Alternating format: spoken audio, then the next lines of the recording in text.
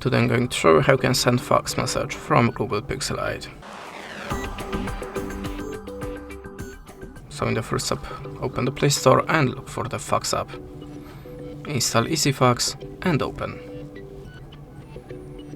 Remember that you have your forgets banner, sometimes you have to restart the application to show it again if you want to send your message for free.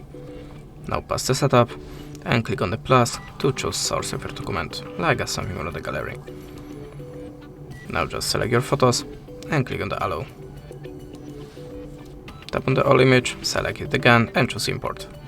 Now you can add this shape to your document or the picture.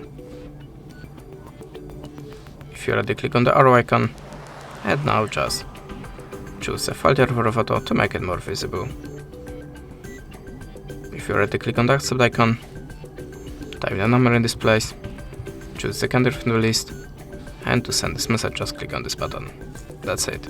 Thanks for watching, leave us a like or a comment, and goodbye.